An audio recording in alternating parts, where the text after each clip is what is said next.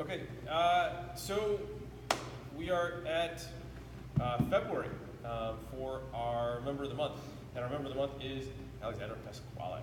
Hi. Alex, tell us just a bit about yourself, because some people, haven't seen you because you usually are in the evenings. Yes. Usually 6:30, 5:30 classes. 5:30, 6:30, yeah. So I have been coming to CE for a year, for February actually. So it's been a really awesome process, just coming to the gym, getting to know everyone that's here. When I'm not at the gym, I'm in HR or learning a new recipe and some cookbooks that I have. And particular recipes because you are Vegan. Yes. Yes. Yes. Definitely. Okay, so biggest surprises for you in the last year with being at CE? What do you think they are? I think just like learning to be comfortable with myself and being confident in my ability to just like lift something over my head and be like, all right, you got this, just trust yourself, but also learning to be patient with yourself too. I think that that's aspect. been the most fun part, at least for me, is watching the progression for you in the last year, and just developing that confidence and just getting stronger, being comfortable with that, and then also that go-getter attitude that you have too, where you're looking to, okay, how do I make it better? How do I do the next? Let me find the next way to do it. So, all right, so we've got our 11 questions. Yes. Number one, what books have you given as a gift? I'm not that for you. And what books do you normally give and or are important for you in your life and have influenced your career? Yes. So I have never given the same book twice to anybody. That's interesting. I feel like everyone needs a different book at a certain time in their life. So it's hard to cater the same book to my friend who just graduated college as someone who is like my aunt that I've known forever. So I've never given the same book twice, but the Ruth Bader Ginsburg book just came out and she is spectacular, which is a great read. Okay. I gifted that a couple times for Christmas this year. But then the most important one in my life thus far has been In the Company of Women by Grace Bonney, and it's this 100 just like badass women who they're everything from entrepreneurs to bakers to painters, and it's just all their different like ideas of success that I think are really cool that aren't always measured by like a monetary value, but like what you perceive is to be like, wow, I'm successful. That's very cool. That's very cool. Again, self-defining. You're killing me with this phone. Number two, something that you have bought in the last year that has influenced your life, benefited you positively, that is under $100. So I was thinking about this, and I believe all of the different art museums that I've been to have been in total less than $100. Okay. I checked out the one in Denver last week, which was amazing. Very cool. Yes, and I went to one in Frankfurt, Germany. It's probably my favorite. Really? Yeah, Okay. they have an incredible art museum. But I think the coolest aspect is like going with different people because you're able to see like their perception of things and like notice aspects of a painting or an artist that you didn't notice, which I think is a really interesting like bonding experience for friends too. It is, because you can see their perspective through something you might not have thought about, or you're not seeing Jose crawl underneath the counter back there.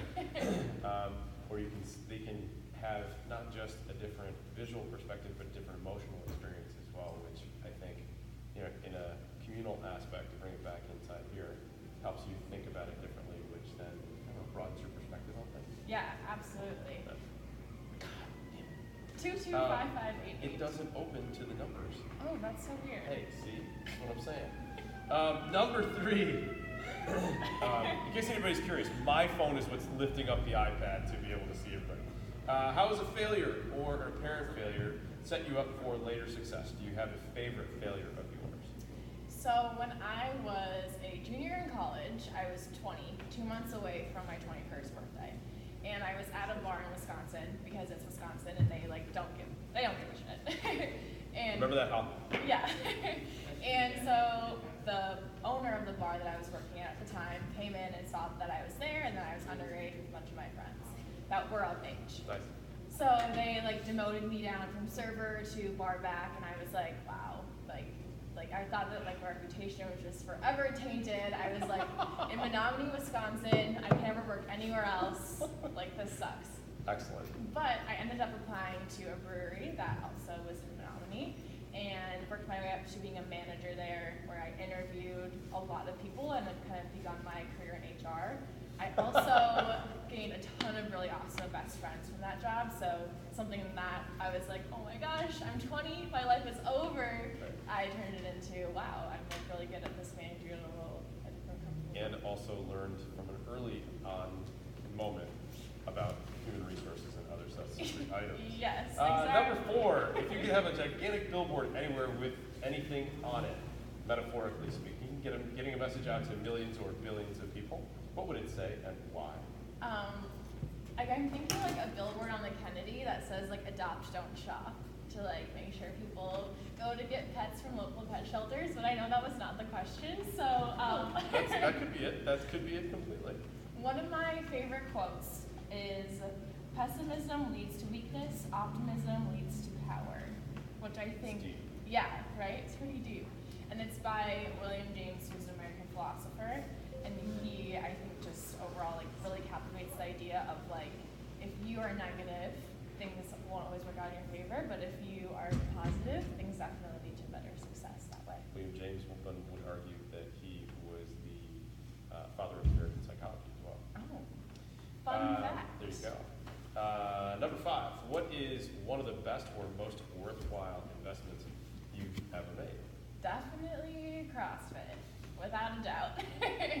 For sure CrossFit, and I think just like, it not only is physical gains, but also mental, which is like the biggest aspect of it. There's no follow-up to that one, I think. What's an unusual habit or an absurd thing that you love? Okay, so I asked my mom what my usual habit was, and she said that I like tofu, but I don't think we need to talk any further. I agree with that completely in your mom, but go ahead. But where I purchased my tofu was predominantly Trader Joe's, and I flippin' love Trader Joe's so much. If you ever need a good recipe, the new seasoning blend of the month, let me know, I'm your girl. Good recipe and tofu. A couple words that I would never put It together. exists. Number 7, in the last 5 years, what new belief, behavior, or habit has most improved your life? Yes, so before I went to college, which was might be 6 years, not 5, but it was really huge for me. My uncle's best friend was just talking to me about life a little bit, and he said, I don't believe in bad days. And I was like, oh, interesting, like, why? He's like, because I have a roof over my head, I have food in my fridge, and I have people that love me, so how could I ever have a bad day? And ever since I heard that, I have never once said like, oh, dang, I'm having a pretty bad day today, because I do have all of those wonderful things in my life that are hard to argue. Perspective is relative. Definitely. Number 8, what advice would you give to a spark-driven college student about to enter the real world? And or what advice should they ignore? Definitely that networking is huge. Like your mom will, or dad will be like, hey, I have this colleague that knows this person. Take that card and call them, and just to get a better idea of any form of insight from, you know, a company that you potentially like want to work for, like are interested in, because networking is the biggest thing I think that puts a lot of foot in doors. Also, I would do a lot of research to see what type of skill set that you've gained in college are transferable, and just to get a better idea outside of this bucket of, I went to school for marketing, so I can only do marketing. There's a lot of skill sets that I think people can utilize in other areas of companies as well too. Yeah, and not to mention the fact that that self-appraisal gives you a truer understanding of not just what you learned, but also who you are and what you could possibly do and evolve to. Yeah, absolutely. Things to ignore? That you have to find your dream job right away, because that is 1,000% not true. Number 9, what are bad recommendations you hear in your profession and or area of expertise? I think just in regards to recruiting in HR, a lot of people think like, I need to have X amount of candidates interviewed for this role by this day.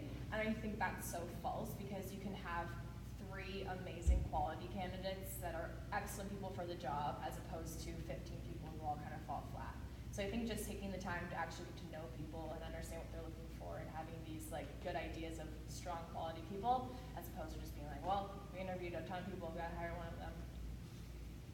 Don't limit your choices. Yes. Lesson in there. In the last 5 years, what have you become better at saying no to? Distractions and invitations, etc. What new realizations and or approaches helped, and do you have any other tips? So I think the biggest thing that I have said no to is that like little voice in your head that's like, no, you shouldn't do this, or no, you're not capable of doing X, Y, and Z, and like being out of fear essentially. So I like put that voice aside, and then I bought like one way ticket to Europe, and I just like gallivanted Europe. My mom and dad loved that, but you have to kind of like say, instead of saying like, oh no, I can't do something for this reason, I think just being like, hey, inner self, like, you got this. Oh, yep, I like it. And number 11, when you feel overwhelmed or unfocused, or have lost your focus temporarily, what do you do? I see what time it is, and then I figure out how long it is till the next CrossFit session. And then if I can't go to the gym right in that moment, I think making a list of just all the things that you have to do for the day and being able to cross them off and being like, wow, I just did all these things, and thinking about even like one thing that I accomplished professionally today and one thing personally, and just realizing like, wow, I did actually do a lot of things, although I feel overwhelmed. You have to realize how much you can do in one day too. Very cool. Alex, thank you for taking the time with us. One thing is, I was sitting here and thinking about this for what it's worth. 1 year prior to this, although 1 year and a month, Deborah Peltz was our member of the month, our first ever member of the month, and our oldest member inside the gym. Alex is our youngest member of the month, unless I'm missing somebody. The book itself that the 11 questions come from is a book of Tim Ferriss's called Tribe of Mentors. It's interesting, I think, the juxtaposition between what Deborah said and what Alexandra said, and yet at the same time, Alex proving to us that age and wisdom don't necessarily have to be in opposition.